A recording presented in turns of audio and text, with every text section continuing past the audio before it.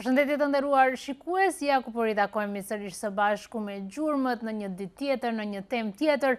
Dhe në fakt si ka filluar kjo vapa dhe ky nxehti që nga fillimi i qershorit, fillojnë edhe bëjnë ato bisedat për të vizituar vende, për të parë gjëra të bukura dhe historike, por edhe të rëndësishme në vende të ndryshme, por ndonjëherë harrojmë që ne kemi vende shumë të bukura me një histori shumë të begat dhe mjaft të rëndësishme edhe në vendin tonë, sidomos në Shkup, por edhe më gjërë.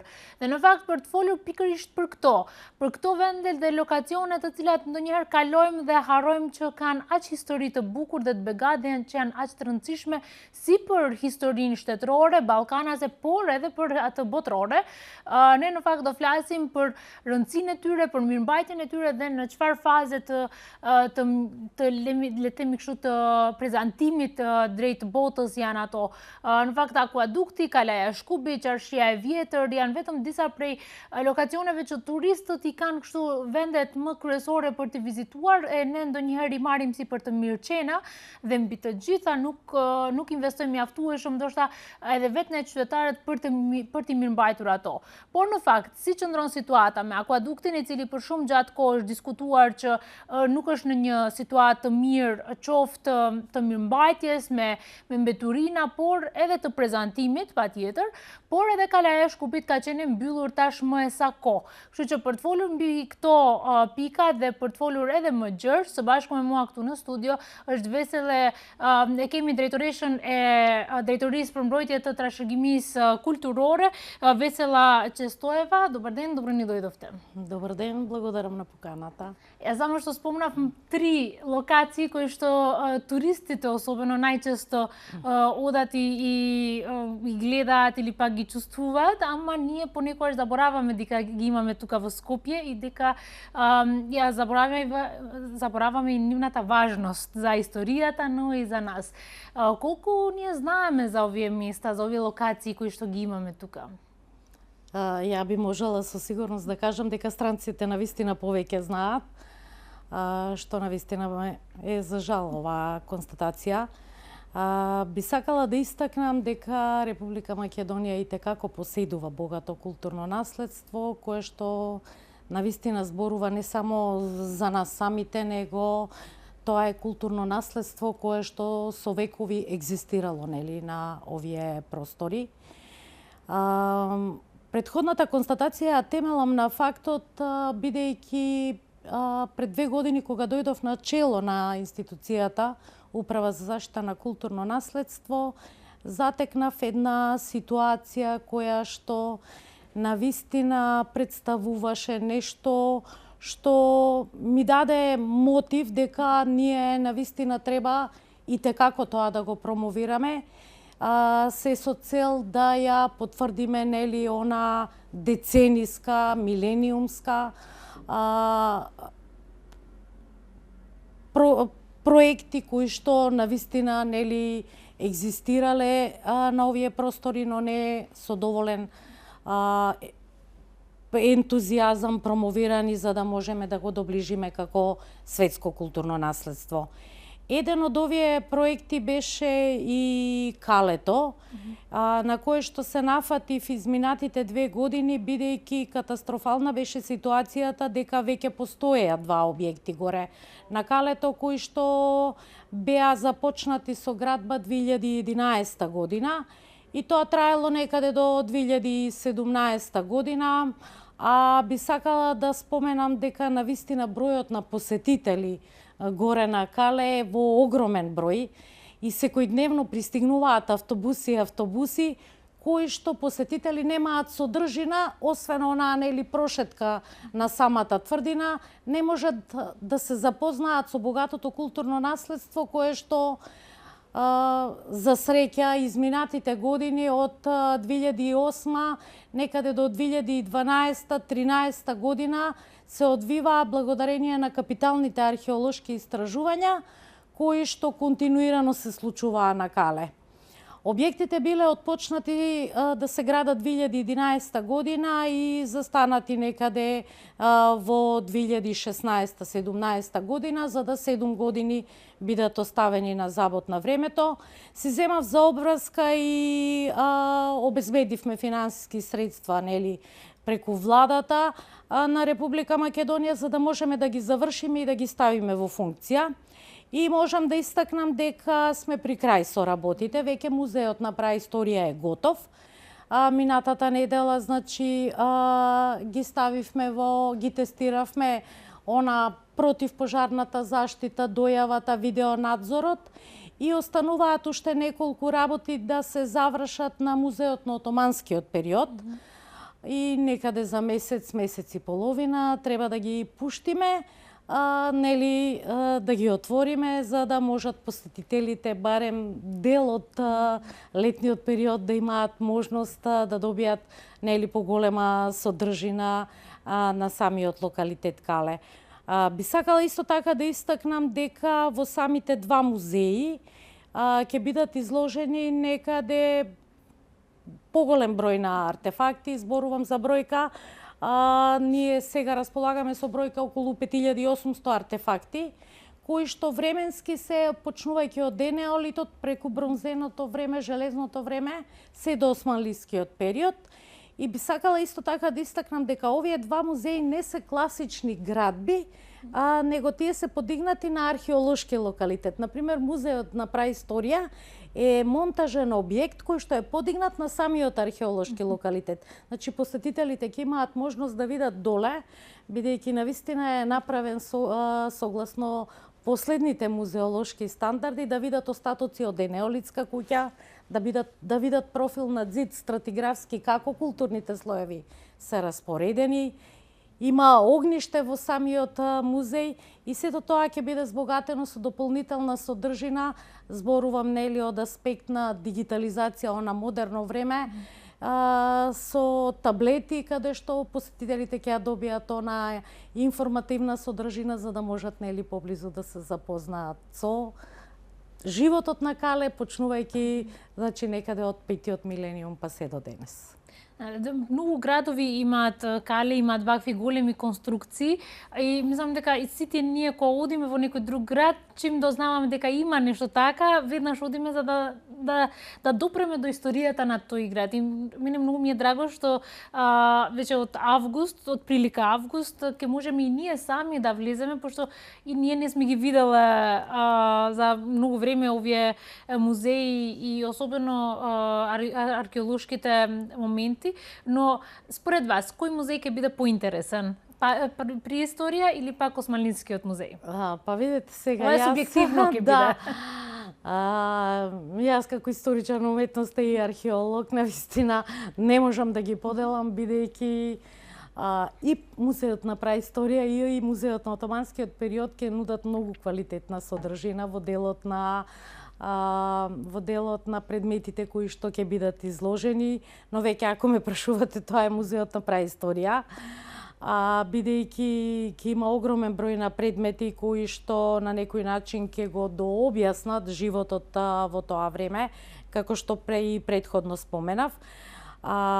Благодарение на оние капитални археолошки истражувања кои што се случували изминатите години на Кале, навистина има огромен фундус на археолошки предмети кои што ќе бидат изложени во витрините и ќе добие самиот локалитет ќе добие содржина.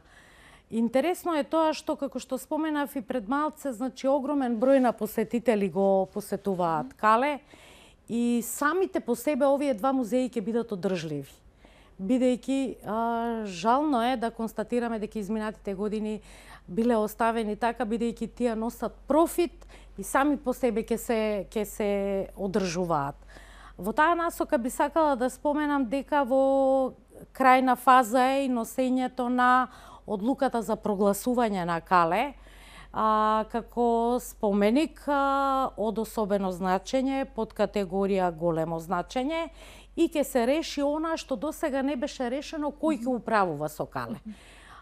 Ние предвидовме тоа да биде градот Скопје, додека со двата музеи ќе управува Археолошкиот музеј на Македонија, бидејќи нели они во нивната структура имаат кустоси. Самиот локалитет исто така ќе биде збогатен и со дополнителни содржини. Веќе разговаравме и со градоначалникот на град Скопје, бидејќи таму освен музеите недостасува, да речеме, и некоја кафетерија, тоалети, ќе има летна сцена и сите овие содржини ќе бидат ставени нели во рамките на ЕПК, Европска престолнина на културата, во 2028. Практично ова ќе биде еден од првите објекти кој што ќе биде завршен нели пред ЕПК да се случи и веќе ќе може да посетителите од август месец да можат да го посетат и навистина да се запознаат со богатото културно наследство на Република Македонија.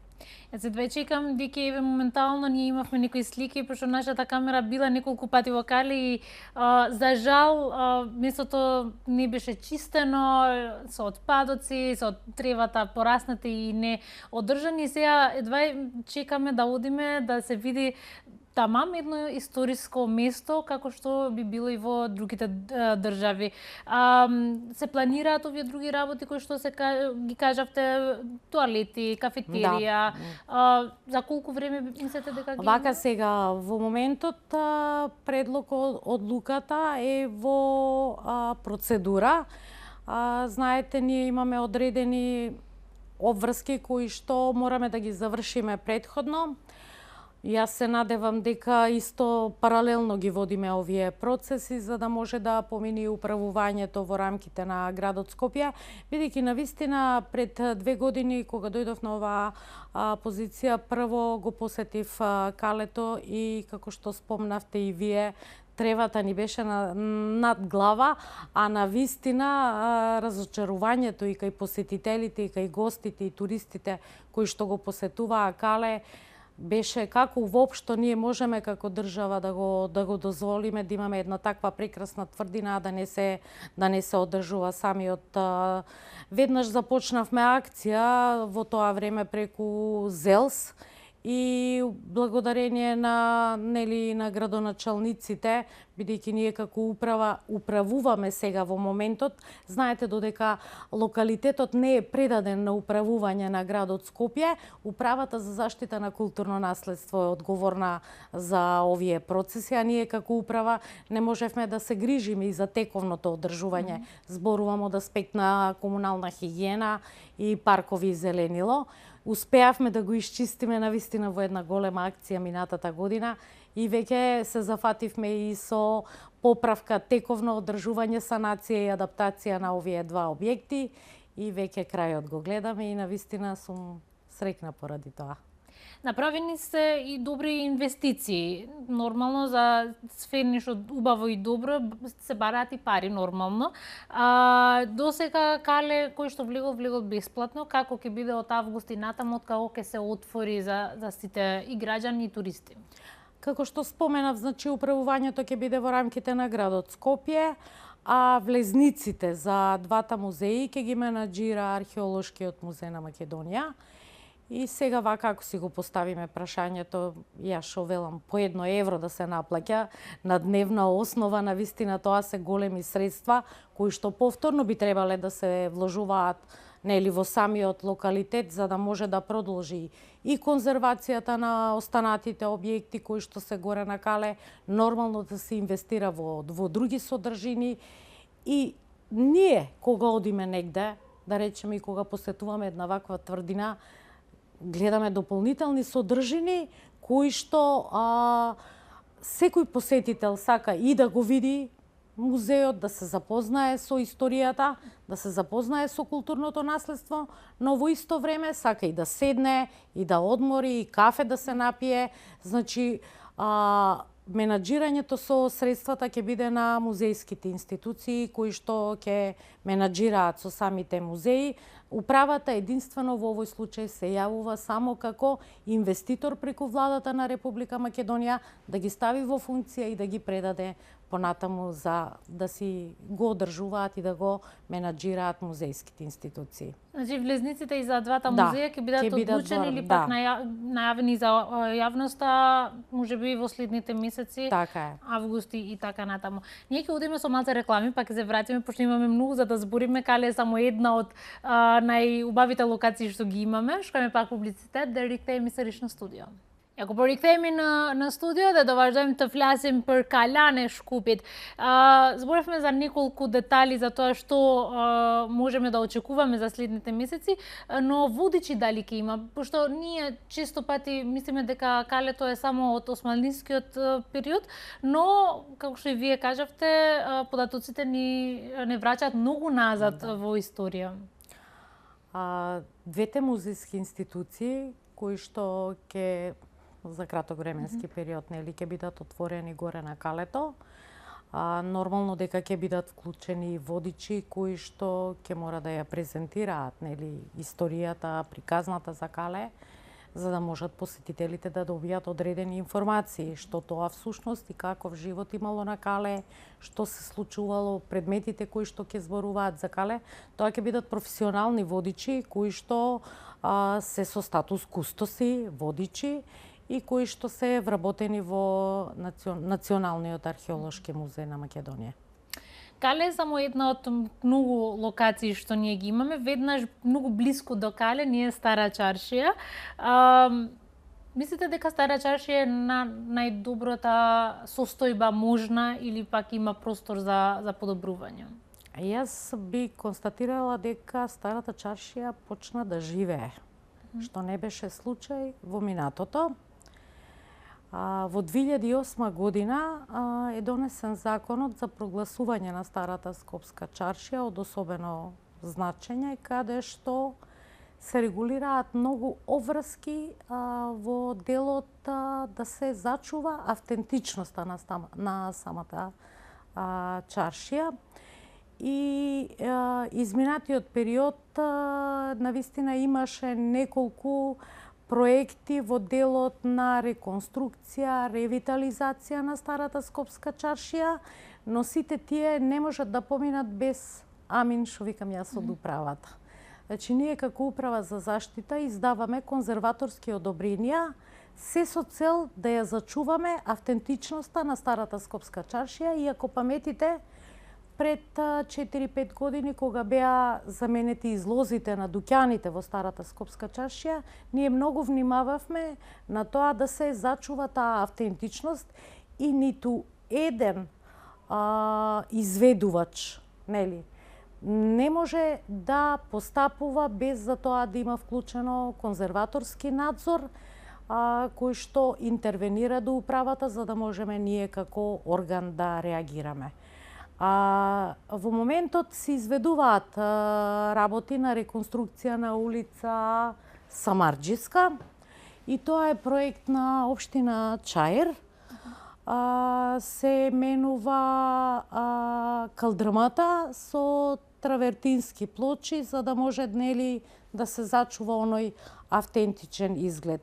Јас изминатите проектот почна да се реализира во април оваа година, 2026 година, и ние ние имаме дадено конзерваторско одобрение за овој проект. Мислам, дадено е во период пред да бидам јас таму, но беше на сила. Општина Чаир ја извести управата дека отпочнува со работа и тој проект си го работи општина Чаир. Ние од наша страна ја следиме работата преку нашиот инспекцијски надзор кој што излегува на терен, но во исто време и Конзерваторскиот центар Скопје има назначено конзерваторски надзор кој што исто така ја следи целата работа, дали тоа се одвива согласно проектот и согласно конзерваторското одобрение, и за тоа ја известува управата, а ние како орган сме должни да излеземе на терен и да го констатираме тоа. Од страна на инспекцијскиот надзор сум известена дека во моментот работите течат како што треба. Добиено е известување од општина Чаир за отпочнување со работите и сега чекаме тоа нели да биде завршено, доколку се појават некои нели аномалии во текот на изведбата, ние како орган сме тука да реагираме. Имаме одреден начин преку Законот за заштита кој ни го дава тоа право да можеме и да ги стопираме работите, да укажеме и нормално се и со цел да се зачува автентичноста за да може Скопската чаршија да зборува за минатото и да биде секако што треба, бидејќи и самиот закон за прогласување на старата Скопска чаршија го барата од нас. Точно е наведено што може, а што не може. Мене ме интересира, дали некој дел од калдрмите се од оригинално првите калдрми или пак сите се обработени и се нови? Навистина не можам да потврдам, но во случај на било каква девијација во тој поглед, значи она што е предвидено во самиот проект, бидејќи ние како Управа за заштита го издаваме конзерваторското одобрение врз основа на проект и извештај од извршена стручна контрола од надлежен субјект. Доколку се одстапува од ова, ние мораме да бидеме известени за да можеме нели да реагираме како орган. Но не знаеме дали некој дел од калдрмите се тие навистина автентичните. Навистина не би можела тоа да го кажам. Што мислите за изгледот на кафичи, на различни или пак и на продавниците кои што можеби понекогаш се трудат малку помодерно да изгледат, а некои други останале како што треба, не знам како што бил изгледот на Стара чаршија? Модерното е тренд кој што ние не можеме да го тргнеме настрана, но треба да биде вклопено во изгледот на автентичното кое што нели зборува за самата, во конкретниот случај за самата чаршија. И тоа архитектонски знае да се вклопи. Ние имаме објекти на територија на град Скопје и Даут Пашина имаме тука и да речеме тука е и Мустафа Пашина џамија, тука се многу објекти кои што служат и се ставени во рамките на институциите, дали станува збор за уметнички галерии, дали станува збор за музејски простор, кои што, но одржувањето и те како треба да се следи и да се алармира доколку има такви девијации. А знаеме дека со текот на времето се случуваат такви работи и затоа управата и како води грижа за да не дојде до такви работи. А ние не можеме да го тргнеме нели модерното време но сето тоа треба да биде вклопено во тој амбиентален простор кој што ја нуди чаршијата како автентичен простор каде што знаеме дека се одвива живот. Истото е и во Охрид, истото е во Крушево, Битола, Прилеп. Тие градови во кои што нели постојат овие јадра каде што автентичноста е таа. И затоа сме многу ригорозни како управа во делот на издавањето на овие конзерваторски одобренија да биде пропишано и да биде токму тоа како што треба да биде. Многу далеко од центарот, но со важност можеби и малку и поважна и од Стара чаршија и од Кале, ние аквадуктот. За жал, ние кога одиме во аквадуктот и за долго време, истата била ситуација и како во Калето, со големи трева, за жал и џубре и све тоа. Каде сме со аквадуктот? Аквадуктот исто така е еден од најпрепознатливите спомен заштитени добра во градот Скопје, кој што е едно од обележјата, символите на градот Скопје. 21 година е прогласен за споменик на културата од особено значење, под категорија исклучително значење, значи она највисоката категорија во 2021 година. Но, за жал, не е донесен план за управување со самиот локалитет. И Управата за заштита веќе поведе постапка. Во моментот доставено е дополнување на одлуката. Направено е ревизија повторно на елаборатот. Елаборатот го работи надлежниот субјект, тоа е Конзерваторски центар Скопје. и во моментот е доставено до владата за да може да се задолжи конзерваторскиот центар да го изработи планот за управување и да се поделат надлежностите. Знаете, ние секогаш викаме не, тоа не е надлежност моја или не е надлежност на некого друг. Токму од овие причини ние тргнавме од тој дел, значи да се донесе планот за управување за да може да се утврдат надлежностите. Инаку во моментот конзерваторскиот центар преку програмата за финансирање на проекти од национален интерес има обезбедено буџет од Министерството за култура и туризам и работи на конзервација на арките во оној дел каде што го дозволуваат тоа можностите, односно каде што е имотот во рамките на државата. Сега таму е проблем што голем дел од имотот е во приватна сопственост и затоа ние како управа успеавме да обезбедиме финансиски средства за да можеме да го отпочнеме процесот на експроприација. Утврдивме приоритети, кои се тие парцели кои што и како се битни за да се заврши тој процес на конзервација и сме при крај со оваа фаза за да може да тече во исто време процесот. Исто така во аквадуктот е доделен и грант од преку Американската амбасада на Конзерваторски центар Скопје и една невладина организација кои што добија средства за поставување на видеонадзор и за хортикултурно уредување и тоа е во фаза и исто така не се надеваме туку овој локалитет треба да биде ставен во функција на Европска престолнина на културата, бидејќи и таму ќе има дел од активностите кои што ќе се случуваат. Значи, административни проблеми. Значи, првично, не целата земја на која што стои аквадуктот е на државата и првично треба тоа да се направи и после тоа да се обработи. Дали се планирани, можеби, археолошки копања, да се види дали има нешто друго што можеби не е најдено до сега? Во моментот само ќе тече процесот на конзервација и процесот на експроприација, за да може да се заврши оној дел кој што е предвиден согласно програмата за да може да биде ставен во рамките на ЕПК.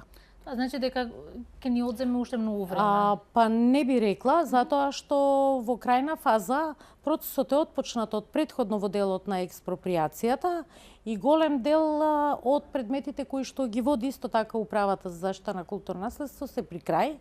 Средствата се обезбедени од буџетот на владата, така да тоа се процеси кои одат преку, знаете, на Бирото за проценка, преку Министерството за правда.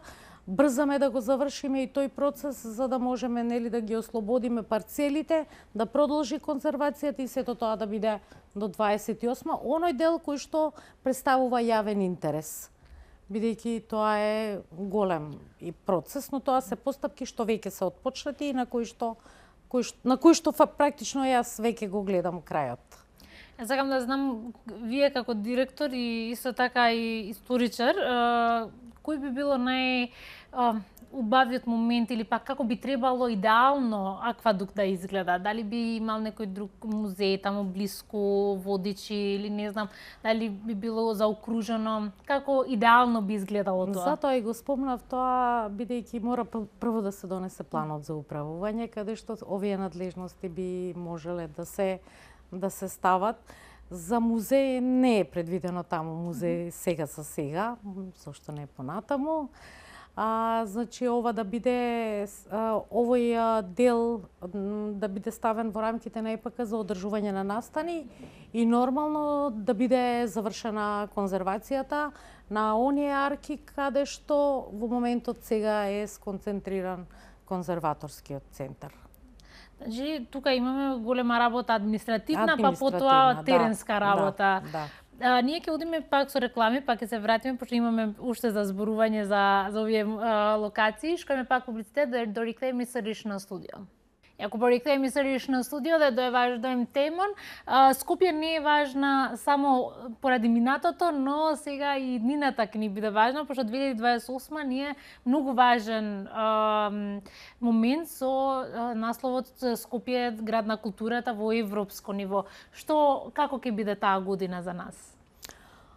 Самата организација на ова манифестација Скопје град на културата е во рамките на градот Скопје. И градот Скопје веќе наголемо се подготвува за овој значаен проект. Ние како управа за заштита на културно наследство сме вклучени во делот да можеме да ги ставиме во функција објектите кои што се во тој дел.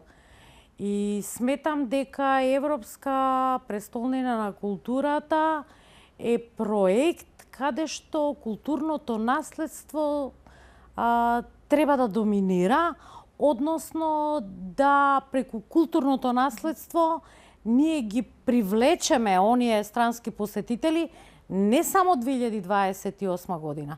Тоа да биде процес кој што ќе го натера туристот да дојде во Скопје, да може да се запознае со тоа, бидејќи според мене Европска престолнина на културата е прозорец кон светот.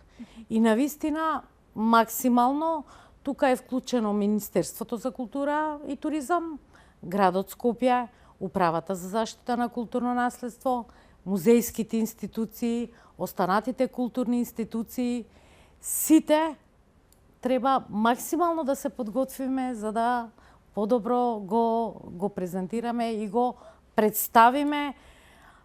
Како да ви кажам, културното наследство е идентитетот на државата.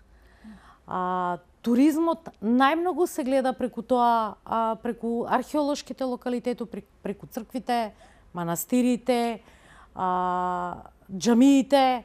Значи, сето тоа зборува за опстанокот на оваа држава, за идентитетот на оваа држава и сметам дека ова треба да се искористи најдобро што може, сите вклучени, за да можеме да го презентираме сето ова. Ке има многу настани, ке има многу изложби, ке има презентација на многу културни содржини и ние и како работиме и сме вклучени во овој процес за да можеме да го пречекаме подготвени во 2028. Голем дел од објектите ќе бидат ставени во функција, како што спомнав, Калето и аквадуктот се едни од овие културни места кои што ќе бидат вклучени.